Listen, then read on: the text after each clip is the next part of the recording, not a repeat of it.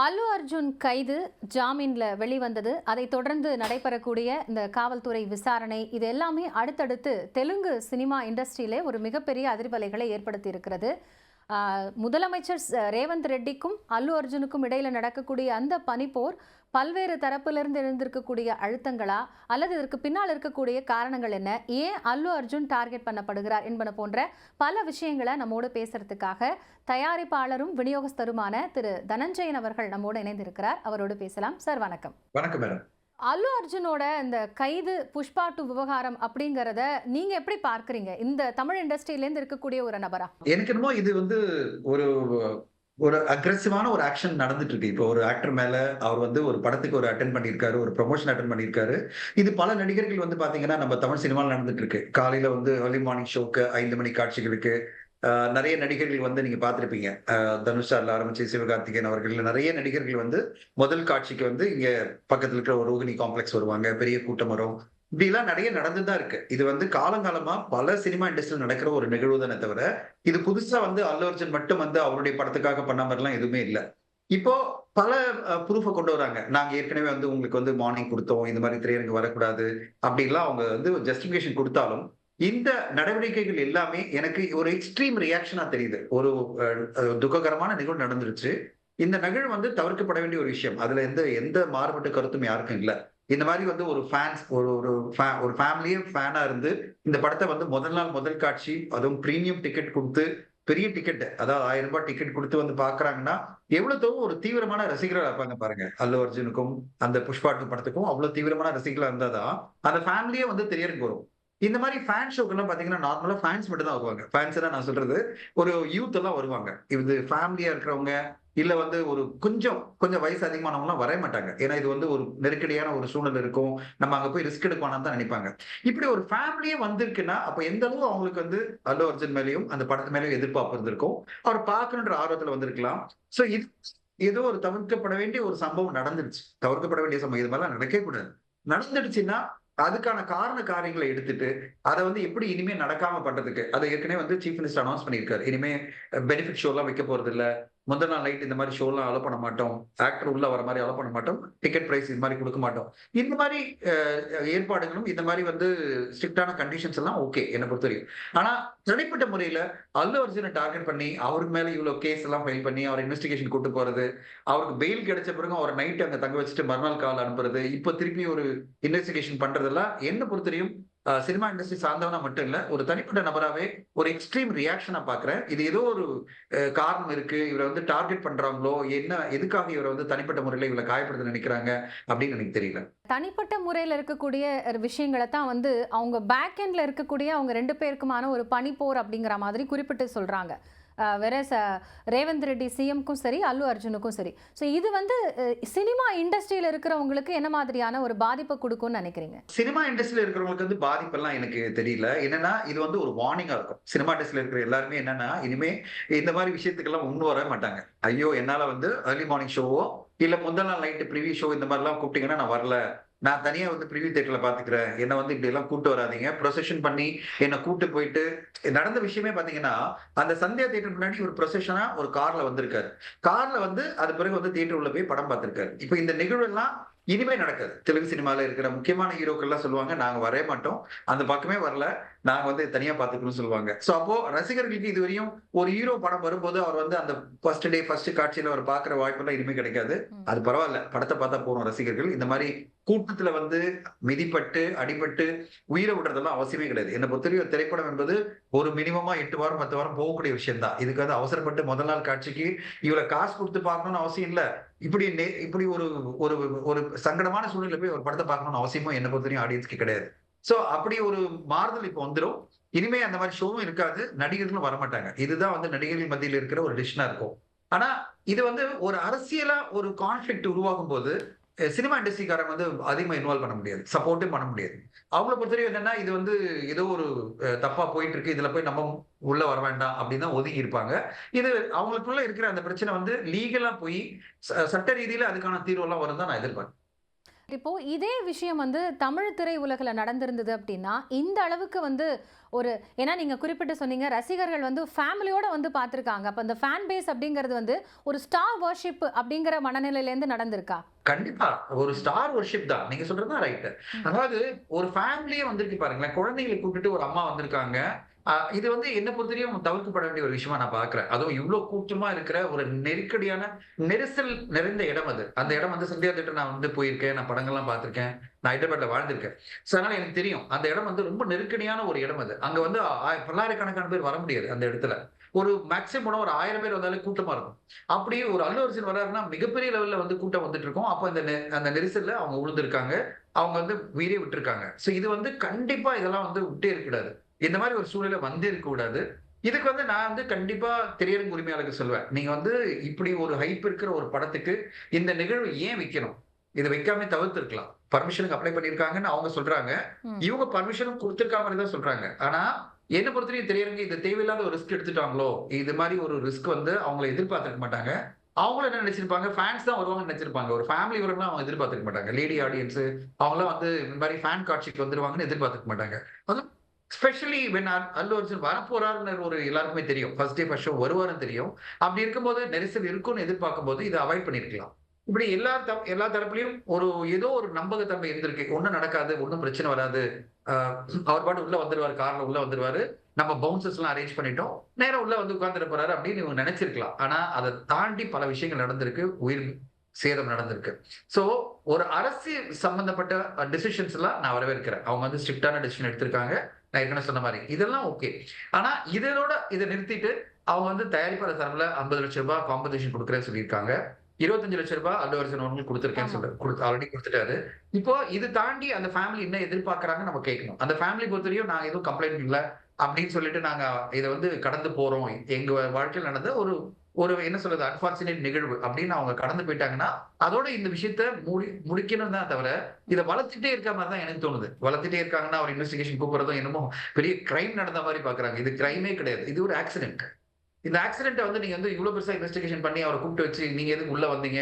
நீங்க எத்தன மணிக்கு இங்க கிளம்புனீங்க? அந்த இதெல்லாம் பார்க்கும்போது, அவர் உள்ள வந்து உட்கார்ந்திருக்காரு. அப்ப வந்து அவங்க எப்படிப்பட்ட ஸ்டேட்மென்ட்லாம் குடுக்குறாங்கன்னா, வெளியில வந்து ஒரு உயிர் பலி நடந்திருக்கு. உயிர் வந்து சேதம் நடந்திருக்கு அப்படின்னும்போது அவர் வெளியில கிளம்பல. அப்ப கூட கிளம்பல. அப்புறமா தான் கிளம்புனாரு. 1/2 அன் ஹவர் கழிச்சு கிளம்புனாரு. இப்படின்னு பல என்ன சொல்றது டீட்டெயில்ஸ கொண்டு வந்து அவர சங்கடப்படுத்துறாங்க. ம். அவர கேரக்டர் அசாசினேஷன் பண்றாங்க. எப்படிப்பட்ட கேரக்டர் அசோசியேஷனா இவ்வளவு பெரிய ஒரு வெற்றியை குடுத்திருக்கிற ஒரு நடிகர் மேல அப்படியே சகட்டு மேனிக்கு கம்ப்ளைண்ட்ஸ் பண்ணி அவருடைய மோட்டிவேஷனே குறைக்கிறாங்க. அங்கதான் ஒரு டவுட் இருக்கு. அது வந்து அதாவது அல்லு அர்ஜுன் மாரி ஒரு சூப்பர் ஸ்டாரா இருக்கிறவங்களோட வளர்ச்சிய தடுக்கிறதுக்கான ஒரு முயற்சி அப்படின்னு புரிஞ்சுக்கலாமா? அப்படி சொல்ல முடியாது. ம். அவங்களுக்கு ஏதோ ஒரு காரியம் இருக்கலாம். அதாவது வந்து இவங்களுக்குள்ள பொலிட்டிக்கலா டிஃபரன்ஸ் ஒப்பீனியன் இருக்கலாம். ம். இல்ல எலக்ஷன்ல வந்து இவருக்கு யாருக்காவது கேம்பெயின் பண்ணியிருக்கலாம். அவங்களுக்கு எதிரா இவங்களுடைய ஆக்ஷனா இருக்கலாம். என்னன்னு தெரியாது. நம்ம அரசியல் ரீதியா நம்ம போ முடியல. அவங்களுக்கு பர்சனலா முன்னாடி இவரு ஏதாவது கூப்பிட்டு இவரு வராம இருந்திருக்கலாம். கவர்ன்மெண்ட் கூப்பிட்டு ஒரு நிகழ்வுக்கு வராம இருந்திருக்கலாம். ஏதோ ஒரு மன சங்கடம் இருக்கலாம். அப்படி இருக்கும்போது இந்த ஒரு நிகழ்வு, இந்த ஒரு அன்பார்ச்சுனேட் இன்சிடென்ட் வந்து அவங்களுக்கு ஒரு டூலா மாறி இருக்கு. ம். இப்ப அந்த டூல வந்து அவங்க வந்து கொஞ்சம் எக்ஸ்ட்ரீம் லெவல் கொண்டு போறாங்கன்றது தான் எல்லா தரப்பு மக்களுடைய பாயிண்ட் ஆஃப் இது. ம். அதாவது சினிமா சம்பந்தப்பட்ட எல்லாருக்குமே என்னன்னா, ஓகே ஃபைன். இது வந்து கண்டிப்பா நம்ம வந்து கண்டிக்கணும். கண்டிப்பா இந்த மாரி நிகழ்வு நடக்கவே கூடாது. அதுக்கு என்னென்ன மாரி முன்னேற்பாடுகள் எடுக்கணும். நடிகர்களுக்கெல்லாம் ஸ்ட்ரிக்ட்டான இன்ஸ்ட்ரக்ஷன் குடுக்கணும். இந்த மாரி நீங்க வரக்கூடாது. பப்ளிக் ரோடு தான் நீங்க வரக்கூடாது. ம். இந்த மாரி நெருக்கடியான இடத்துக்கு உள்ள வரக்கூடாது. உங்களுடைய ப்ரொசஷனுக்குலாம் இனிமே திரையரங்குல அலவுட் இல்ல. பெனிஃபிட் காட்சிகள் இல்ல. இந்த மாரி ரூல்ஸ் எல்லாம் போடுறதுக்கு கண்டிப்பா அரசுக்கு உரிமை இருக்கு. இப்ப தமிழக அரசு பாருங்களேன். இப்போ லாஸ்ட் 2023 பொங்கல் ம். அன்னைக்கு ஒரு அன்பார்ச்சுனேட் இன்சிடென்ட் இதே மாரி நடந்தது. இங்க ஒரு காம்ப்ளெக்ஸ்ல. அதுல ஒரு பையன் வந்து மேல இருந்து ஏறி ஒரு கட் அவுட்க்கு இது பண்ணும்போது கீழ விழுந்து செத்து போறான். இப்போ உடனே அரசு என்ன டிசிஷன் எடுக்குது? இனிமே 5 மணி காட்சியே கிடையாது தமிழ்நாட்டுல. இப்போ ம். 9 மணி காட்சி தான் ஸ்ட்ரிக்ட்டா இனிமே அப்படின்னு தமிழ்நாட்டுல ஒரு டிசிஷன் எடுத்துட்டாங்கல்ல. அப்ப என்ன ஆயிடுச்சு? இப்ப இந்த மாரி நீங்க ஏர்லி மார்னிங் காட்சிகளோ, ஏர்லி மார்னிங் அந்த என்ன சொல்றது மிட் நைட் போய் கட் அவுட்க்கு வேலை பண்றதெல்லாம் இனிமே இல்லாம போயிடுச்சு. லாஸ்ட் 1 இயரா பாத்தீங்கன்னா, 2023 பொங்கலுக்கு பிறகு இப்போ நம்ம 2 வருஷம் முடிக்க போறோம். ம். 9:00 முன்னாடி காட்சியே கிடையாது தமிழ்நாட்டுல. ஸ்ட்ரிக்ட்டா ஒரு ஆமா. இம்ப்ளிமெண்டேஷன் பண்ணதுக்கு ம். தான் இந்த மாரி ஒரு மாற்றம் வந்திருக்கு தமிழ்நாட்டுல. இப்ப யாருமே எதிர்பார்க்கிறது இல்ல. அதாவது 5 மணி காட்சியெல்லாம் தமிழ்நாட்டுல எதிர்பார்க்கிறதே இல்ல. எல்லாருமே ஹாப்பி. 9 மணி காட்சி பார்த்தா போறோம் அப்படின்னு சொல்லிட்டு. இப்போ ஒரு கால நேரத்துல ஏர்லி மார்னிங் போறது ஒண்ணும் பிரச்சனையே கிடையாது. 9 மணிக்கு போகும்போது எந்த ஒரு ஆக்சிடென்டும் நடக்க போறதில்ல. சோ யாரும் கட் அவுட்டுக்கு பாலம் ஊத்தல. இப்போ 9 மணிக்கு காட்சி பார்த்தீங்கன்னா, கட் அவுட்டுக்கு யாரும் பால் ஊத்தல. ஏன்னா அது மிட் நைட்ல பண்றது வேற, ஏர்லி மார்னிங் பண்ணும்போது கொஞ்சம் அவங்களுக்கே சங்கடமா ம். இருக்கும். சோ இப்படி நான் சொல்ல வர்றது என்னன்னா, எப்படி தமிழக அரசு ஒரு ஸ்ட்ரிக்ட்டான ஒரு ஆக்ஷன் எடுத்தாங்களோ, அந்த மாரி ஆக்ஷன்லாம் தெலுங்கானா கவர்ன்மென்ட் எடுக்கலாம். அதுல எந்த தவறும் நான் சொல்ல மாட்டேன். ஆனா, அத அடுத்த லெவல் கொண்டு போறது. இப்போ அந்த பையன் விழுந்து அந்த காம்ப்ளெக்ஸ்ல செத்து போயிட்டான்னா, ம். இதுக்கு காரணம் வந்து அந்த நடிகர், அந்த இயக்குனர், அந்த தயாரிப்பாளர், அந்த திரையுரிமை மேல இப்படி எல்லாம் லிஸ்ட் போட்டா எப்படி தப்பா இருக்கும்ல? ம். சோ அந்த மாரி தான் இத நான் பார்க்கிறேன். இப்ப தமிழ்நாட்டுல நடந்த ஒரு இன்சிடென்ட்க்கு எல்லாரையும் டார்கெட் பண்ணா எவ்வளவு தவறுதலா இருக்குமோ, அதே மாரி தான் அல்லு அர்ஜுன வந்து இவங்க டார்கெட் பண்ணி, அவர கார்னர் பண்ற மாரியே பல விஷயங்கள் பண்றது, என்ன பொறுத்தவரையும் வந்து தவிர்க்கப்பட வேண்டிய விஷயம்னு பார்க்கிறேன். ஏன்னா, தேவையில்லாம அவர ஹர்ட் பண்றதுனால எந்த பெனிஃபிட்டும் கிடையாது. இன்பாக்ட் என்ன ஆகப் போகுதுன்னா, அவர் ஒரு சைடுல இதுவரையும் அரசியல் வரவேணாம்னு நெனச்சவரே அரசியல் வந்துடலாம். ம். இவங்களுக்கு எதிராவே நிக்கலாம். இவங்களுக்கு எதிராவே நான் தனிப்பட்ட முறையில பாதிக்கப்பட்டிருக்கேன். என்ன டார்கெட் பண்ணி என்னோட வெற்றிய சகிக்க முடியாம, எனக்கு எதிரா இவ்வளவு சதி பண்ணாங்க அப்படின்னு அவர் ஸ்டேட்மெண்ட் ஒருவேள குடுப்பாரு. அப்படி ஒரு விஷயம் நடந்துறக்கூடாதுன்னு தான் இந்த மாதிரியான ஒரு நடவடிக்கைகள்ல இப்போ இருக்கக்கூட கவர்மெண்ட் இருக்குன்னு பார்த்துக்கலாமா? நான் எப்படி சொல்றது? ரிவர்ஸ்ல சொல்றேன். ம். இவங்க எல்லாம் இது பண்ண அவர் பண்ணிடுவாரு. ஓ! வந்துருவாரு. அப்போ அப்ப என்ன பண்ணுவாங்க? எல்லாரும் வந்து என்ன நடக்கும் தெரியுமா? 10 வருஷம் கழிச்சு, 5 வருஷம் கழிச்சு என்ன நடக்கும்னா, நம்மல்லாம் பத்திரிக்கையில எல்லாம் என்ன எழுதுவோம்னா, அவர் ஏதோ அரசியல்ல இல்லாம, அவர் பாட்டுக்கு சினிமால போ வேண்டியது வந்து இழுத்து பிடிச்சு, அரசியல் கொண்டு வந்தது இந்த கவர்ன்மென்ட் அப்படின்னு நம்மளே சொல்லப் போறோம். அதுதான் நடக்கப் போகுது. என்ன நடக்கப் போகுதுன்னா, அவர் இதுவரையும் அரசியல் வரணும்னு நினைக்கல. அவர் வந்து கம்ப்ளீட்டா அந்த இதுலயே இல்ல. அவரு சினிமால பெரிய லெவல்ல சாதிக்கணும்னு நினைக்கிறாருல்ல, அவர கட்டாயப்படுத்தி உள்ள கொண்டு வந்துருவாங்கன்னு நினைக்கிறேன். இப்படி எல்லாம் பண்ணி. இல்ல அது தமிழ்நாட்டிலயுமே வந்து அந்த ஒரு ஸ்டார் வொர்ஷிப் இருக்கக்கூடிய நடிகர்கள் அரசியலுக்கு வரணும் அப்படிங்கிற எண்ணம் வெகுஜன மக்களுக்கும் இருக்குல்ல. அதுக்கான நெறைய விஷயங்கள் இப்போ சமீபத்துல நடிகர் விஜய் கூட வந்து கட்சி தொடங்கி வந்திருக்கிறாரு அப்படிங்கும்போது, அப்ப அந்த மனநிலைய வந்து மக்கள் எதிர்பார்க்கிறாங்களா? தெலுங்கானா மக்கள். அப்படியெல்லாம் சொல்ல முடியாது. பவன் கல்யாண் இப்ப ஆல்ரெடி வந்து ஆந்திர பிரதேஷ்ல வந்து ஜெயிச்சு இன்னைக்கு டெப்டி சிஎம்மா இருக்காரு. ம். தெலுங்கானால அந்த மாரி இல்ல. தெலுங்கானால இப்போ அவர் இருக்கிறது தெலுங்கானா தான். ஹைதராபாத்ல தான் இருக்காரு அல்லு அர்ஜுன். இப்போ அவர் வந்து நினைச்சாருன்னா, இப்ப தெலுங்கானால நான் வந்து இனிமே பார்ட்டி ஆரம்பிச்சு நான் பண்ணுவேன். எப்படி என்னுடைய ஏன்னா அங்கிள் வந்து இப்போ பவன் கல்யாண் அவர்கள் ஜெயிச்சு இன்னைக்கு டெப்டி சிஎம் ஆனாரு. ஒரு சிஎம் ஆகுறாரு. பட் தெலுங்கானான்றது ரொம்ப சின்ன ஸ்டேட். ஈஸியா அவங்களால டார்கெட் பண்ண முடியும். டெல்லி மாதிரி டார்கெட் பண்ணி அவரால கேம்பெயின் பண்ணி மிகப்பெரிய தாக்கத்தை ஏற்படுத்த முடியும் ம். அல்லு அர்ஜுனால. சோ தேவையில்லாம அவர இழுத்து அரசியல் கொண்டு வராங்களோ எனக்கு தோணுது. ஏன்னா இதோட விட்டாங்கன்னா, அவர் பாட்டு அத ஒண்ணு புரிஞ்சுப்பாரு. சரி நம்ம அவசியம் இல்லாம போயிட்டோம். அந்த தியேட்டர் போயிட்டோம். நம்மளால ஒரு உயிர் பலி நடந்திருக்கு. இது நடந்திருக்கு. ஒரு மாரி பெரிய பிரச்சனை ஆயிடுச்சு. இவ்வளவு பெரிய கேரக்டர் அசோசியேஷன் நடந்தது நம்ம போனதுனால தான். இனிமே இந்த மாரி பண்ணக்கூடாதுன்னு அவரும் டிசைட் பண்ணிட்டு சினிமாவ கான்சன்ட்ரேட் பண்ணுவாரு. ஆனா இப்படி இன்வெஸ்டிகேஷன் பண்ணி அவர அடுத்த கட்டம் இழுக்கும்போது, அவர் அரசியலுக்கு தான் தீவிரமா கூட்டு வருவாங்க போல இருக்கு. இல்ல இப்போ நீங்க பவன் கல்யாண குறிப்பிட்டு சொன்னதுனால சொல்றேன். அவங்க 2 பேருக்குமான அந்த ரைவல் அப்படிங்கிறது ஒரு பனிப்போர் அப்படிங்கிறது இன்னும் இருந்துட்டு தானே இருக்கு. இப்போ அந்த இடத்துலேருந்து பார்க்கும்போது பவன் கல்யாண் வந்து அல்லு அர்ஜுன வந்து வெளிப்படையா சப்போர்ட் பண்ணலல்ல இன்னும். அவர் வந்து அரசியல்ல இருக்கார்ல. ம். இப்ப நீங்க தனிப்பட்ட ஒரு நடிகர பார்த்தீங்கன்னா, அவர் கண்டிப்பா சப்போர்ட் பண்ணியிருப்பாரு. ம். நெறைய நடிகர்கள் வந்து அல்லு அர்ஜுனுக்கு வந்து சப்போர்ட் பண்ணியிருக்காங்க. பட் ம். அவர் பவன் கல்யாண் இனிமே நடிகர் இல்ல. அவர் ம். வந்து ஒரு அரசாங்கத்துல டெப்டி சிஎம்மா இருக்கும்போது, அவர் அரசு சம்பந்தப்பட்ட விஷயமா தான் பண்ணணும். இத்தனைக்கும் அந்த கவர்ன்மெண்ட் வேறவா இருந்தாலும், அவர் வந்து டைரக்ட்டா அவங்களுக்கு எதிரா கமெண்ட் பண்ண முடியாது. ம். ஏன்னா, அவர் ஒரு டெப்டி சிஎம்மா இருக்காரு. அப்ப நாளைக்கு அவருக்கு எதிரா இங்க திரும்பும். ம். ஆந்திரால இந்த மாரி ஒரு இன்சிடென்ட் நடந்ததுன்னா, இத அப்படியே கோட் பண்ணிடுவாங்க. ம். நீங்க தானே அப்ப சப்போர்ட் பண்ணீங்க. ம். உங்க இதுன்னு சொல்லிட்டு அல்லு அர்ஜுன் நீங்க சப்போர்ட் பண்ணீங்கன்னா தப்பு இல்ல அப்படின்னு எல்லாரும் கோட் பண்ண ஆரம்பிச்சுருவாங்க. ஆனா கொஞ்சம் கேர்ஃபுல்லா அவர் என்ன பண்றாரு, let the law take its own course. பார்க்கலாம். எஸ். அப்புறமா பண்ணலாம். அவர் ம். பர்சனலா தனிப்பட்ட முறையில பேசியிருக்கலாம். பட் ம். ஆனா பப்ளிக்ல பேச வேணாம்னு சொல்லி ஒதுங்கி இருக்கலாம். ஏன்னா அவர் வந்து அரசுல இருக்காரு. அதே சிரஞ்சீவி அவர்களும் அவங்கலாம் அரசுல இல்ல. ம். அவங்கலாம் வந்து வந்து பார்த்து அவருக்கு ஆறுதல் சொல்லி அவர் கூட இருக்காங்க. ஏன்னா அவங்கலாம் அரசியல் இல்ல. ஆனா அரசியல் இருக்கிற பவன் கல்யாணால அது பண்ண முடியாதுதான் எதார்த்தமான சூழ்நிலை. வெறும் 1 மணி நேரம் வந்து அரெஸ்ட் பண்ணி அவர் உள்ள இருந்த அந்த ஒரு விஷயத்துக்காக இவ்ளோ நடிகர்கள் போய் சப்போர்ட் பண்றாங்க.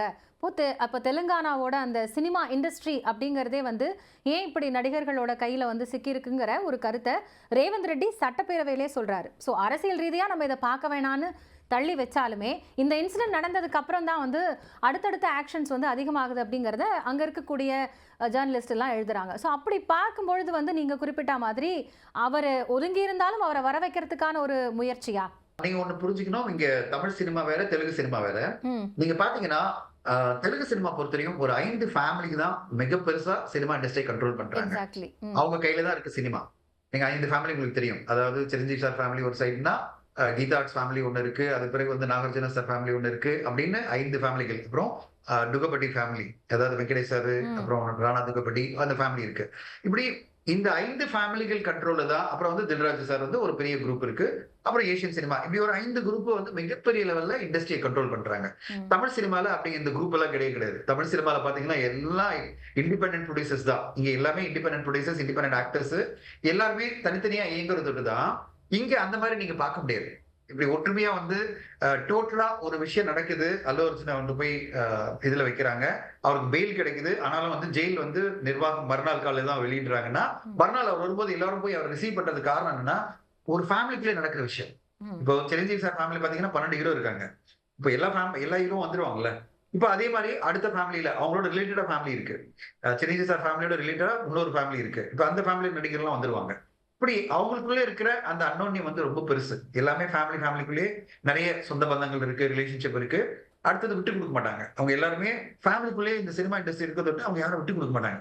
அதனால தான் நீங்க பார்த்த அந்த ஒரு பெரிய கம்ராடரி. எல்லாரும் ஓடி வந்துட்டு அவருக்கு ம். ரிசீவ் பண்றது. அத வந்து சிஎம் வந்து சொல்றாரு. இவர் என்ன பண்ணிட்டாருன்னு இதுக்கெல்லாம் பண்றாங்க. ஏன் இப்படி வந்து பெருசா இந்த சினிமா இண்டஸ்ட்ரி பண்ணுதுன்னா, அது வந்து நீங்க போர் வீரனுக்காக ரிசீவ் பண்ண அப்படியெல்லாம் கிடையாது. அது வந்து ஆத்மார்த்தமா தன்னுடைய ஃபேமிலி சேர்ந்த ஒருத்தருக்கு ஒரு அவர வந்து ஜெயில்ல வச்சிருக்காங்க. ம். கஸ்டடில ஒரு 8 மணி நேரம் வச்சாலும், அது வந்து அவங்க புத்திரி ஒரு ஒரு நிகழ்வா பார்க்குறாங்க. அதாவது தவிர்க்கப்பட வேண்டிய நிகழ்வு. அல்லு அர்ஜுனுக்கு ஏன் நடக்கணும்? ஏன்னா அல்லு அர்ஜுன் இவ்வளவு பெரிய மாபெரும் வெற்றி படத்த ஒண்ணு குடுத்திருக்காரு. 1500 கோடிய தாண்டி அந்த படம் வசூல் பண்ணிட்டு இருக்கு. இன்னைக்கு ஒரு தெலுங்குல எடுக்கப்பட்ட ஒரு படம் இந்தியில மட்டுமே 700 கோடிய தாண்டி முதல் 700 கோடி வசூல் பண்ண படமா மாறுது. எஸ். இந்தியில. இந்தியில முதல் படம். ம். இதுவரையும் 700 கோடி எந்த ஹிந்தி படமும் பண்ணல. ஹிந்தி லாங்குவேஜ்ல. அவங்க செலிப்ரேட் பண்றாங்க. ஃபேமிலியா செலிப்ரேட் பண்றாங்க. ம். ஏன்னா தன்னுடைய ஃபேமிலில இருந்து ஒருத்தர் வந்து இவ்வளவு பெருசா ஜெயிச்சிருக்காரு அப்படின்னு அவர் செலிப்ரேட் பண்றாங்க. நீங்க அப்படிதான் பார்க்கணும். ரைட். இப்போ நீங்க வந்து சொன்னீங்கல்ல, இந்த ஒரு 5 ஃபேமிலிக்குள்ள தான் வந்து தெலுங்கு இண்டஸ்ட்ரியே இருக்கு. தமிழ் மாதிரி நம்ம அத பார்க்க முடியாதுன்னு. ரொம்ப சரியான ஒரு பாயிண்ட் தான். பட் அங்க தான் எனக்கு ஒரு கேள்வி இருக்கு. இந்த ஒரு நெப்போட்டிசம் அப்படிங்கிறது அது பேன் இண்டியா மூவில நெறைய ஆக்டர்ஸ் அங்கேருந்து வந்து பண்ணாலும், பெரிய அளவுல இருந்தாலும், அது ஒரு பெரிய பாதிப்ப குடுக்காதா? நெப்போட்டிசம் நீங்க எடுத்தீங்கன்னா 3 துறையில வந்து நெப்போட்டிசம் கண்டிப்பா இருக்கும். ம். அரசியல், சினிமா அண்ட் பிசினஸ். ஓகேங்களா? பிசினஸ்ல நெப்போட்டிசம் நீங்க சொல்ல முடியாது. இப்ப நீங்க வந்து அம்பானி சார்ல ஆரம்பிச்சீங்கன்னா, திருபாய் அம்பானிலருந்து முகேஷ் அம்பானி, முகேஷ் அம்பானிலருந்து ஆகாஷ் அம்பானி, ஆனந்த் அம்பானி அப்படிதான் வரும். ம். அதே மாரி தான் அதானி குரூப், அதே மாரி தான் எல்லா டாடாஸ்லயும் பார்த்தீங்கன்னா, அப்படிதான் வரும். நெப்போட்டிசம்னு அத சொல்லவே முடியாது. அவங்க ஒரு ஒரு ஒரு ஒரு விஷயத்த உருவாக்குறாங்க. அத உருவாக்குறத பெனிஃபிட் ஆகணும்னா, அவங்க ஃபேமிலி இருக்கும் பெனிஃபிட் ஆகணும்னு நினைப்பாங்க. அது அரசியலும் நடக்குது. நீங்க பார்த்துட்டு இருக்கீங்க. நெப்போட்டிசம் பத்தி நெறைய பேசியிருக்காங்க. நெப்போ கிட்ஸ் வந்து எவ்வளவு பெருசா பாப்புலரா தெலுங்குல இருக்காங்க. நீங்க இப்ப தெரியும் உங்களுக்கு. ம். முன்னாடி இருந்த சிஎம் சரி, இப்ப தெலுங்கானால இருக்கிற எல்லாமே ஆந்திர பிரதேஷ்ல இருக்கிற நெறைய பேரும் வந்து இப்ப யாரு சிஎம் இருக்காரு? சிஎம் உடைய சன் தான் அங்க மெயின் கண்ட்ரோல்ல இருக்காரு. Apart from Pawan Kalyan. நீங்க பார்த்தீங்கன்னா, ஆந்திர பிரதேஷ் கவர்ன்மென்ட்ல. அது நெப்போட்டிசம் நீங்க சொல்ல முடியாது. அது அவரும் நாரா சந்திரபாபு நாயுடும் அந்த அந்த பார்ட்டிக்காக உழைச்சிருக்காரு. உழைச்சு இப்ப வந்து பெரிய பவர்ஃபுல்லான பொசிஷன் வந்திருக்காரு. ம். இதே மாரி தான் சினிமாலயும் ஈஸியான ஒரு என்ட்ரி கிடைக்கிறதுக்கு நெப்போட்டிசம்ன்றத விட அந்த ஒரு ஆப்பர்ச்சுனிட்டி இருக்கு. ஃபேமிலி இருக்கிற ஒரு பையனுக்கு ஒரு பெரிய டைரக்டர் உடனே கதை சொல்லுவாரு. ஒரு புரொடியூசர் ரெடியா இருப்பாரு. ம். அந்த படம் லான்ச் ஆகும். சோ நெப்போட்டிசம் என்பது எதுக்கு பெனிஃபிட் ஆகும்னா, லான்ச் ஆகிறதுக்கு யூஸ் ஆகும். ஆனா அதுக்கு பிறகு ஜெயிக்கிறதுன்றது கம்ப்ளீட்டா அவங்க கையில தான் இருக்கு. அந்த படம் ஒர்க் ஆகணும். அந்த பையனுடைய திறமை, அந்த பொண்ணுடைய திறமை வந்து பாராட்டப்படணும். அப்பதான் வந்து அவங்க ஜெயிக்க முடியும். சோ நெப்போட்டிசம் என்பது வந்து ஒரு ஓப்பனிங்க்கு உங்களுக்கு ஒரு வழிகாட்டியா இருக்குமே தவிர, ஜெயிக்கிறது கிடையாது. ஜெயிக்கிறதுன்றது கதையை பொறுத்து இருக்கு, படத்த பொறுத்து இருக்கு. சோ அதனால வந்து இந்த நெப்போட்டிசம் என்பது எல்லா ஊர்லயும் இருக்கிறதா. எல்லா உலகத்திலும் இருக்கு. உலகம் ஃபுல்லா நெப்போட்டிசம் இல்லாத இண்டஸ்ட்ரியே கிடையாது. எல்லா இண்டஸ்ட்ரியுமே நெப்போட்டிசம் இருக்கும். நெப்போட்டிசம்ன்றது நீங்க வந்து நெகட்டிவா பார்க்காம, நெப்போட்டிசம் என்பது எல்லா துறையிலும் அவங்கவங்க மகனுக்கும் ஒரு வாய்ப்பு குடுக்குறாங்க. அவங்க வந்து எப்படியாவது ஜெயிக்கிறதுக்கு ஒரு துணையா இருக்காங்க. அப்படிதான் பார்க்கணுமே தவிர, இந்த நெப்போட்டிசம்ன்றது நெகட்டிவா பார்க்கக் கூடாது. அதுக்கு பிறகு ஜெயிக்கிறதுன்றது அந்த தனிப்பட்ட மனிதன் மேல இருக்கு. தனிப்பட்ட மகளோ, மகன் மேல தான் இருக்கே தவிர, அது வந்து இவரு பண்ணதால அவர் ஜெயிச்சிருவார் அப்படிலாம் கிடையாது. அவங்களோட திறமையில அது பிறகு அவங்க வந்துருவாங்க. சோ சினிமால வந்து காலங்காலமா இருக்கு. இப்ப இல்ல, எப்போதும் இருக்கு. நீங்க பார்த்தீங்கன்னா, தெலுங்கு சினிமா ஒரு டாமினேட் பண்ண ஹீரோஸ் எல்லாம் பார்த்தீங்கன்னா, ம். என்.டி. ராமராவ் சன் பாலையா, ம். நாகேஸ்வரராவ் சன் நாகார்ஜுனா, அப்புறம் ராமாநாயுடு சன் வந்து வெங்கடேஷ். ம். இவங்க தான் டாமினன்ட் ஹீரோஸ். ம். ஓகேங்களா? அதுபோல சிரஞ்சீவி தான் தனியா சுயம்பா வந்தாரு. அப்புறம் அவரெல்லாம் சேர்ந்து அதுபோல சிரஞ்சீவி அவர்களுடைய குடும்பத்துல இருந்து 12 பேர் வந்துட்டாங்க. ம். ஓகே. நான் சொல்ல வர்றது இப்ப அவர் வரும்போது தான் தனியா வந்தாரு. ஆனா அது பிறகு அவருடைய இருக்கிற எல்லாருமே ஹீரோ ஆயிட்டாங்க. அவரோட குடும்பத்துல இருந்து எல்லாருமே அவர் தம்பி, ம். 2 தம்பிகளும் ஹீரோவா நடிக்க ஆரம்பிச்சாங்க. கேரக்டர் ஆர்டிஸ்ட் நடிச்சாங்க. ஹீரோவா நடிக்கிறார் பவன் கல்யாண். அது பிறகு அவருடைய தம்பியுடைய மகன்கள் இன்னைக்கு பெரிய ஹீரோவா இருக்காங்க. அப்படி பெரிய லெவல்ல அந்த குடும்பமே ம். பெருசாகுது. இப்ப அவருடைய வ அம் அ மனைவியுடைய அண்ணனா இருக்கிற அல்லு அரவிந்த் சாருடைய மகன்கள் தான் அல்லு அர்ஜுன், அல்லு சிரீஷன் அப்படின்னு பெரிய ஒரு ஃபேமிலியே உருவாகிடுச்சு. ம். இண்டஸ்ட்ரி ஃபுல்லா அவங்களே 12 ஹீரோஸ் இருக்காங்கன்னா, அது நெப்போட்டிசமா நான் பார்க்கல. அது அவங்களுக்கு அவங்க ஃபேமிலில குடுக்குற ஒரு வாய்ப்பு. அதுல ஜெயிச்சவங்க பெருசாயிடுறாங்க. ஜெயிக்காதவங்க ஸ்ட்ரகிள் பண்ணிட்டு தான் இருக்காங்க. அதிலேயே பார்த்தீங்கன்னா, ஃபேமிலிலேயே ஜெயிக்காம பல பேர் ஸ்ட்ரகிள் பண்ணிட்டு தான் இருக்காங்க. சோ அதனால எல்லாருமே ஜெயிச்சிருவாங்க நெப்போட்டிசம்னால அப்படிலாம் சொல்ல முடியாது. நெப்போட்டிசம்ன்றது அந்த ஃபேமிலில இருக்கிறதால, அந்த ஃபேமிலில பொறந்தவங்களுக்கு கிடைக்கிற ஒரு வாய்ப்பு. அப்படிதான் ஆனா நம்ப வந்து தமிழ்நாடு மைண்ட்லேருந்து பார்க்கும்போது வந்து எல்லாருக்குமான ஒரு ஆப்பர்ச்சுனிட்டி ஓப்பன் அப் ஆகுதா அப்படிங்கிற ஒரு கொஸ்டின்லேருந்து தானே பார்ப்போம் இல்லையா? ஒரு விஷயம் நடக்கும்போது ஒருத்தவங்களுக்கு திறமை இருந்தாலும் இல்லைனாலும் இங்கே நம்ம வந்து அதை ஒப்பிட்டு பார்க்கும்போது நம்மளோட மென்டாலிட்டி வந்து இந்த இண்டஸ்ட்ரிக்குள்ளே இருக்கக்கூடிய விஷயங்களை சேர்ந்து தான் பார்க்க முடியும். ஸோ இப்போ இந்த மாதிரியான விஷயங்களை தாண்டி புஷ்பா 2 படம் பர்சனலாக உங்களுக்கு வந்து எவ்வளோ கனெக்டடாக இருந்தது? அந்த படத்தோட வெற்றியை நீங்கள் எப்படி பார்க்குறீங்க? பாட்டு படம் எனக்கு வந்து ஒரு மேசிவான கமர்ஷியல் என்டர்டெய்னரா நான் பார்த்தேன். ம். லாஜிக்கல் இஷ்யூஸ் எல்லாம் விட்டுருங்க. அதாவது எனக்கு பல விஷயங்கள் லாஜிக்கலாவே இல்ல இந்த கதையில. ம். பல விஷயங்கள் வந்து எப்படிடா பாசிபிள்? இது எப்படி நடக்கும்? அப்படிலாம் இந்த கேள்விகளுக்கெல்லாம் என்ன கேள்வியே கேட்க விடாம ஒரு திரைப்படம் வந்து என்ன கட்டி போட்டிருந்தது. என்ன என்கேஜ் பண்ணியிருந்தது. அவ்வளவு பிரம்மாண்டமான மேக்கிங் அந்த படத்துல இருந்தது. அந்த ம். படத்தினுடைய மேக்கிங், அந்த படத்துல வந்து அல்லு அர்ஜுன் கொடுத்த நடிப்பு, ராஷ்மிகா மன்னனான நடிப்பு எல்லாமே, அது பிறகு அந்த படத்துல எல்லோருமே அந்த டெக்னீஷியன்ஸ், சினிமாட்டோகிராஃபரா இருந்தாலும் சரி, எடிட்டரா இருந்தாலும் சரி, ஆர்ட் டிபார்ட்மெண்ட் அதாவது சொல்ல செட் ஒர்க்கும் சரி, விஎஃப்எக்கும் சரி, எல்லாமே ரொம்ப பிரமாதமா அமைஞ்சதுட்டு தான் இன்னைக்கு நார்த் இந்தியால நான் சொன்ன மாதிரி 700 கோடி அந்த படம் கலெக்ட் பண்ணிருக்கு. ம். அவ்வளவு பெரிய வெற்றியா நான் பார்க்கிறேன். எப்படிப்பட்ட வெற்றினா, இப்படிப்பட்ட ஒரு கமர்ஷியல் படம். இது வந்து ஒரு என்ன சொல்றது காலங்காலமா பேசப்பட படமெல்லாம் கிடையாது. இந்த படம் வந்து கமர்ஷியல் வெற்றிக்காக பேசப்படுமே தவிர, படம் அப்படின்னா ஒரு டங்கல் மாரி இந்த படம் பேசப்படாது. டங்கல் படம் பார்த்தீங்கன்னா, மிகப்பெரிய வணிக ரீதியில வெற்றி அடைஞ்சது. ஆனா அந்த டங்கல் படத்துடைய கதை எல்லோருமே கட்டி போட்ட ஒரு கதை. ம். 3 இடியட்ஸ், டங்கல், பிகே படமெல்லாம் பார்த்தீங்கன்னா, மிகப்பெரிய வணிக ரீதியில வெற்றி அடைஞ்சது. ஆனா காலங்காலமா பேசப்பட்ட படமா மாறுச்சு. ஏன்னா அதெல்லாம் எதார்த்தமாவும் அப்சல்யூட்லி பிரில்லியன்ட் சினிமா அதெல்லாம். ம். இது வந்து வெகுஜனத்தை என்டர்டெயின் பண்ற கமர்ஷியல் சினிமா. ம். அப்படிப்பட்ட சினிமா பார்த்து நான் என்ஜாய் பண்ணேன். இந்த மாதிரி படங்களும் நம்மளுக்கு வேணும். ஏன்னா, இந்த சினிமா லாங்குவேஜ்ல நாங்க சொல்லுவோம் சஸ்பென்ஷன் ஆஃப் டிஸ்பிலீஃப் அப்படின்னு. ம். கேள்வியே கேட்கக்கூடாது. இதெல்லாம் எப்படி பாசிபிள் கேட்கக்கூடாது. நீங்க வந்து நம்பகத்தன்மையை தூக்கி எப்படின்னா, அப்படியே தூக்கி லாஜிக் எல்லாம் தூக்கி தனியா வச்சிடணும். அதாவது மண்டைய கட்டி வச்சுன்னு சொல்லுவாங்க. மூளையை கட்டி வச்சுட்டு இந்த படத்தை பார்க்கணும் அப்படின்னுவாங்க. ஆனா, அது மூளை கட்டி வச்சு இந்த படத்தை பார்த்தாலும் என்ஜாய் பண்ணக்கூடிய ஒரு படமா புஷ்பா 2 இருந்தது. அதுதான் இந்த படத்துடைய மாபெரும் வெற்றிக்கு ஒரு காரணமா பார்க்கிறேன். நீங்க வந்து ரொம்ப லாஜிக் அப்ளை பண்ணாம, ஜாலியா ஒரு படத்தை பார்த்து என்ஜாய் பண்ணக்கூடிய நான் ஒரு ஒரு படம். 3 மணி நேரம் ஸ்பெண்ட் பண்றேன்னா எனக்கு அந்த படம் வந்து அந்த 3 மணி நேரத்தை வந்து ஆரோக்கியமா கொடுத்தா போதும் அப்படிங்கிற ஒரு மென்டாலிட்டி தான். Right. Pure entertainment. Pure entertainment. Okay sir. அந்த பியூர் என்டர்டெயின்மென்ட் கொடுத்ததுட்டு தான் இந்த படம் மாபெரும் வெற்றி. இன்னைக்கு 1500 கோடி தாண்டி போயிட்டு இருக்கு. ம். தமிழ்நாட்டுல கிட்டத்தட்ட 70, 80 கோடி வரும்னு சொல்றாங்க.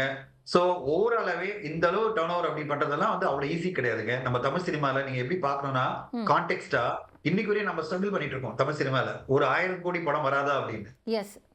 இந்த அடுத்த படம் கேள்வி ஜஸ்ட் நான் லைக் அதை தான் வச்சிருந்தேன். தமிழ் சினிமால எப்போ அந்த மாதிரியான ஒரு கமர்ஷியல் மூவியை இந்த அளவுக்கு ஒரு ஹைப்போட எதிர்பார்க்கலாம் அப்படின்னு. இந்த ஆடியன்ஸ் வந்து நம்முடைய பிரச்சனை ஒண்ணு இருக்கு. ம். நம்ம ஆடியன்ஸ் வந்து அவங்களுக்கு தேவை ஒரு தெலுங்கு சினிமான்னா அந்த படத்தை வந்து இப்படிதான் பரவாயில்ல நான் அக்செப்ட் பண்ணிக்கிறேன்னு சொல்லுவாங்க. ம். இந்த மாதிரி சஸ்பென்ஷன் ஆஃப் டிஸ்பிலீஃபோட ஒரு படம் கொடுத்தா அவங்க ஓகேன்னு சொல்லுவாங்க. தமிழ்ல நீங்க இதே மாதிரி ஒரு படத்தை கொடுத்தீங்கன்னா எப்படா இதெல்லாம் பாசிபிள்? லாஜிக்கே கிடையாது. ம். ஓகே இப்படி எல்லாம் ஒரு படத்தை எடுத்து வச்சிருக்கானுங்களே கம்ப்ளீட்டா வந்து இல்லாஜிக்கல் படம் அப்படின்னு சொல்லிட்டு கழுவி ஊத்திருப்பாங்க இந்த படத்தை. இதே தமிழ்ல ஒரிஜினல் படமா பண்ணியிருந்தோம்னா கழுவி ஊத்திருப்பாங்க. இது தெலுங்கு டப்பிங்கா இருக்கும்போது பரவாயில்ல பார்த்துலாம் என்ஜாய் பண்ணலாம் அப்படின்னு. இதுல வேற என்ன சொல்லுவாங்க ப்ரொமோஷன் பண்ணிட்டாங்க அது பண்ணாங்க. அவங்களும் நிறைய ப்ரொமோஷன் பண்ணாங்க. அவங்களுக்கும் அந்த படத்து மேல நம்பிக்கை இருந்தது. ம். ஆனா நம்ம ஒரு படத்தை இதே மாதிரி ஒரு வெகுஜன படத்தை கொடுத்துட்டோம்னா நம்மள எப்படி சொல்லுவாங்கன்னா இந்த படம் வந்து கம்ப்ளீட்லி இல்லாஜிக்கல் படம். எந்த ஒரு லாஜிக்கும் கிடையாது. இது வந்து குப்பை படம் அப்படின்னு சொல்லுவாங்க. குப்பை கமர்ஷியல் படம் அப்படின்னு சொல்லுவாங்க. ம். சோ இதுதான் நம்ம பாயிண்ட் ஆஃப் எப்படின்னா நம்ம சினிமா மட்டும் யதார்த்தத்தோட பிலீவபிளா எல்லாமே நல்ல படமா வரணும் அப்படின்னு எதிர்பார்ப்போம். ஆனா மத்த லாங்குவேஜ்ல வந்து இந்த மாதிரி அவங்க பார்வையில ஒரு கமர்ஷியல் படம் கொடுத்தாலும் அதை வரவேற்பாங்க நம்ம ஆடியன்ஸ். அதனால அவங்களை குறை சொல்ல முடியாது. அவங்க அப்படி பழகிட்டாங்க. ம். நம்ம சினிமா வரும்போது அவங்களுடைய தராசு வேற, தெலுங்கு சினிமா வரும்போது தராசு வேற, மலையாள சினிமா வரும்போது அவங்களுடைய தராசு வேற. அப்படி இருக்கும்போது நம்ம ஈஸியா அந்த 1000 கோடி எல்லாம் அச்சீவ் பண்ண முடியாது. காரணம் என்னன்னா இப்போ எப்படி வந்து 700 கோடி நார்த் இந்தியால பண்ணது தான் இப்ப 1500 கோடி அந்த படம் வந்து உலகளா லெவல்ல பண்ணுது. ம். இப்ப 700 கோடி நார்த் இந்தியா பண்ணோம்னா இந்த மாதிரி வெகுஜன கமர்ஷியல் படத்தை நீங்க கொடுத்தே ஆகும். ம். அந்த வெகுஜன கமர்ஷியல் படத்தை நீங்க கொடுக்கணும்னா புஷ்பா 2 மாதிரி நீங்க கொடுத்தீங்கன்னா தமிழ்நாட்டுல அடிவாங்க. அப்ப நார்த் இந்தியால உங்களால சக்சஸ் பண்ண முடியாது. ஏன்னா இவ்வளவு நெகட்டிவான டாக்ல ஒரு படம் போகும்போது அங்கேயும் வந்து உடனே என்ன ஆயிடும் அந்த போர்ட மோத்து போயிடும். ஓ ரொம்ப மோசமா இருக்கு அந்த படம் அப்படின்னு சொல்லிட்டு வித்தின் நோ டைம் சோசியல் மீடியால நார்த் இந்தியால அதே மாதிரி தான் ஒரு ஒப்பீனியன் வர ஆரம்பிச்சிடும். ஏன்னா இங்க இருக்கிற ஆடியன்ஸ் அந்த ஒப்பீனியன்லாம் அங்க வந்த உடனே ஒரு மாதிரி நெகட்டிவ் ஆயிடுவாங்க. ம். இப்போ ஓவராலா நம்மளுக்கு இருக்கிற சேலஞ்சே என்னன்னா நம்ம ஆடியன்ஸ் ஃபர்ஸ்ட் இந்த மாதிரி வெகுஜன படத்துக்கு சப்போர்ட் பண்ணாதான் இந்த மாதிரிலாம் 1000 கோடி எல்லாம் பாசிபிள். தெலுங்கு சினிமா அதை சப்போர்ட் பண்றாங்க. இப்ப நீங்க இந்த படம் பாத்தீங்கன்னா புஷ்பா 2 வந்து ஆடியன்ஸ் அவ்வளவு பெரிய ஓப்பனிங் குடுத்தாங்க. கிட்டத்தட்ட 800 கோடிய கொண்டு வந்தாங்கன்னா முதல் நாளு அதாவது பிரீமியரோட சேர்த்து சொல்றேன். அந்த அளவு வந்து தெலுங்கு ரசிகர்கள் அந்த அளவு டிக்கெட் பிரைஸும் குடுத்து அந்த படத்துக்கு ஓப்பனிங் குடுத்ததோட தான் மிகப்பெரிய ஓப்பனிங்கோட அந்த படம் வந்தது. அந்த ஆடியன்ஸ் எல்லாம் அந்த படத்தை ரசிச்சாங்க first day. So negative talk first day எல்லாம் வரல. அப்புறமா மிக்ஸ் டாக் எல்லாம் வந்ததே தவிர முதல் நாள் பெரிய லெவல்ல டாக் வந்தது. அப்படியே வேர்ல்ட் வைட் அது ஸ்ப்ரெட் ஆயிட்டு அந்த படத்துக்கு பெரிய கலெக்ஷன் வந்தது. தமிழ்ல அது பாசிபிலிட்டி இல்ல. ரொம்ப ஸ்ட்ரகிள் ஆகும். ஆனா அதை மீறி நம்ம ஹோப்ல தான் இருக்கும், நம்பிக்கையில தான் இருக்கும். 2025ல அந்த மாதிரி ஒரு 1000 கோடி படமா கூலி படம் வரும் அப்படின்னு எதிர்பார்ப்புல எல்லாருமே இருக்கும். காரணம் என்னன்னா அதுல அமீர் கானும் நடிக்கிறாரு அப்படின்னு எல்லா இண்டஸ்ட்ரியில சொல்றாங்க. இப்ப நார்த் இந்தியாவுக்கு பாத்தீங்கன்னா அமீர் கான் நடிக்கிற ஒரு படம்னா ஆட்டோமேட்டிக்கா அதுக்கான ஒரு அப்பீல் இருக்கும். சோ ஓவராலா ரஜினி சாருடைய கூலி படம் இதுவரையும் நம்ம 1000 கோடி பண்ணாத ஒரு பிரேக் த்ரூவை அந்த படம் அச்சீவ் பண்ணணும் எல்லாரும் எதிர்பார்க்கிறோம். லோகேஷ் கனகராஜனோட டைரக்ஷன்ல வரப்போற படத்துக்கு கண்டிப்பா ஒரு வாய்ப்பு இருக்குன்னு தான் எல்லாரும் சொல்றாங்க. ரைட். அதாவது மக்களோட மனநிலையிலிருந்து பேசும்போது ஒரு யதார்த்தமான ஒரு ஜானர்ல ஒரு படம் இருக்கு, நான் பார்க்குற ஒரு வாழ்வியல் சார்ந்த ஒரு விஷயமா இருக்கு அப்படின்னா அதை எடுத்துக்கிறாங்க. அதே மாதிரி ஃபேண்டசியா இருக்கக்கூடிய ஒரு படங்களையும் ரசிக்கக்கூடியவங்க இருக்கிறாங்க. ஸோ நம்ம ஃபோக்கஸ் பண்ணக்கூடிய ஆடியன்ஸ் யாரா இருக்கிறாங்க அப்படிங்கிறது தான் வந்து ஒரு தயாரிப்பாளருக்கும் ஒரு இயக்குனருக்கும் இருக்கக்கூடிய சவாலா? 100% நீங்க சொன்னதான் கரெக்ட். இப்ப நம்ம வந்து எந்த ஆடியன்ஸ்க்காக நம்ம படம் எடுக்கிறோம்? இப்ப வந்து நான் பேன் இண்டியா எடுக்கிறேன்னு சொல்லிட்டு இங்க சூடு போட்டுக்க கூடாது. பிரச்சனை என்னன்னா நான் பேன் இண்டியா எடுக்கிறேன்னு போகும்போது நம்ம சூடு போட்டுக்கிறோம். நம்ம வந்து பேன் இண்டியாக்கெல்லாம் எடுக்கல. தமிழ் ஆடியன்ஸ்க்கு படம் எடுக்கிறோம். இந்த தமிழ் ஆடியன்ஸ் எப்படிப்பட்ட படங்களை ரசிப்பாங்க? இப்ப நம்மளுக்கு முன்னுதாரணமா நிறைய படங்கள் இருக்கு. இப்போ இந்த மாதிரி படங்களை கொடுத்தாதான் அவங்க ரசிப்பாங்க. லெங்க்தியான ஒரு படம், ஒரு இன்டென்ஸான ஒரு படத்தை எல்லாம் கொடுத்தா அவங்க கண்டிப்பா வந்து பெரிய லெவல்ல ரசிக்க மாட்டாங்க. குறிப்பிட்ட சில ரசிகர்கள் தான் ரசிப்பாங்க. இப்போ பல ரெஸ்ட்ரிக்ஷன்ஸ் இருக்கு, பல கண்டிஷன்ஸ் இருக்கு. ஆடியன்ஸ் வந்து ஒரு படத்தை பிரமாதமா பார்த்து கொண்டாடுறதுக்கு பல ரீசன்ஸ் இருக்கு. அப்போ நம்ம படம் எப்படிப்பட்ட படமா இருக்கு, தமிழ் ரசிகர்கள் இந்த படத்தை கொண்டாடுவாங்களா? இப்போ ஃபர்ஸ்ட் நம்மளுடைய டார்கெட்டே தமிழ்நாடு ரசிகர்கள் இந்த படத்தை கொண்டாடணும். ஒரு 800 கோடி கலெக்ஷன் வரணும். இந்த டார்கெட்டை நோக்கி தான் நம்ம போனோம். இதை நம்ம அச்சீவ் பண்ணிட்டோம்னா தெலுங்கு இதெல்லாம் bonus, north India bonus, world wide bonus. So இந்த ஒரு கான்செப்ட்ல தான் இனிமே போயாகணும். நம்ம பேன் இண்டியா படம் பண்றோம்னு சொல்லி வந்து உட்கார்ந்தோம்னா மாட்டி போட்டுதான் எனக்கு தோணுது இப்போதைக்கு. ஏன்னா பேன் இண்டியா படம் வரும்போது நம்ம காம்ப்ரமைஸ் ஆரம்பிப்போம். அந்த ஆடியன்ஸ்க்கு இந்த மாதிரி ஒண்ணு கொடுக்கலாம், இந்த ஆடியன்ஸ்க்கு ஒண்ணு கொடுப்போம் அப்படி எல்லாம் பண்ண ஆரம்பிக்கும் போது பிரச்சனை வரும். நீங்க ஆர்டிஸ்ட கொண்டு வரது பிரச்சனை இல்லை, கதையை மாத்தினா பிரச்சனை. ஆர்டிஸ்ட கொண்டு வரலாம். அதாவது நார்த் இந்தியா ஒரு ஆடியன்ஸ் ஒரு கேரக்டர் பண்ணலாம். இதுல இருந்து கர்நாடகால இருந்து ஒரு ஆர்டிஸ்ட் வந்து ஒரு கேரக்டர் பண்ணலாம். இதுல இருந்து கேரளால இருந்து ஒரு ஆர்டிஸ்ட் வந்து ஒரு கேரக்டர் பண்ணலாம். சோ தட் அந்தந்த மார்க்கெட்டுக்கு இந்த படம் அப்பீல் ஆகுறதுக்கான பல விஷயங்கள் நீங்க பண்ணலாம். ஆனா அதை தாண்டி நீங்க கான்செப்டே நீங்க டைலூட் பண்ணி வச்சீங்களேன், நான் பேன் இண்டியா படம் பண்ண போறேன், அதனால நம்மளோட ரசிகர்கள் அதுல ஒரு பார்ட் தான்.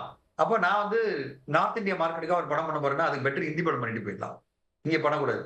நம்ம இங்க பண்ணோம்னா நம்ம ஆடியன்ஸும் மிஸ் பண்ணிடுவோம். அந்த ஆடியன்ஸும் வந்து இங்க இருக்கிற நெகட்டிவ் ஃபீட்பேக் வச்சுட்டு அந்த படத்தை வந்து ரிஜெக்ட் பண்றதுக்கான வாய்ப்புகள் அதிகம்.